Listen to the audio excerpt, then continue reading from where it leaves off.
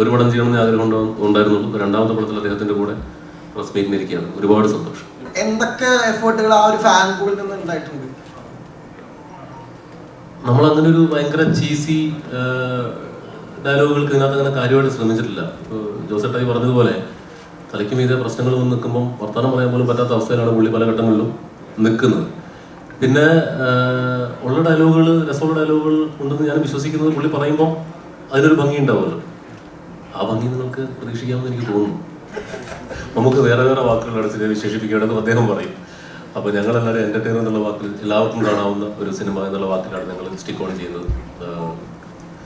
തിയേറ്ററിൽ രസകരമാകും എന്നുള്ള പ്രതീക്ഷയോടുകൂടി ഹ്യൂമർ അറ്റംപ്റ്റ് ചെയ്തിട്ടുണ്ട്. ആക്ഷൻ ഉണ്ട്, നിങ്ങൾ ട്രെയിലറിൽ കണ്ടതാണ്. പിന്നെ ഒരുപാട് പ്രതിപാദനരായ ആർട്ടിസ്റ്റുകളുണ്ട്, നല്ല സാങ്കേതിക പ്രവർത്തകർ, ക്രിസ്റ്റോ അടക്കമുള്ളവർ ഇതിൻ്റെ പിന്നിൽ പ്രവർത്തിക്കുന്നുണ്ട്. മമ്മൂട്ടി കമ്പനിയുടെ 5ാമത് ചിത്രം ഒരുപാട് പ്രതീക്ഷയോടു കൂടിയാണ് ഞങ്ങൾ അണിയിച്ചൊരുക്കിയിട്ടുള്ളത്. അപ്പോൾ 23-ാം തീയതി എന്തായാലും സിനിമ തിയേറ്ററുകളിലേക്ക് എത്തുകയാണ്.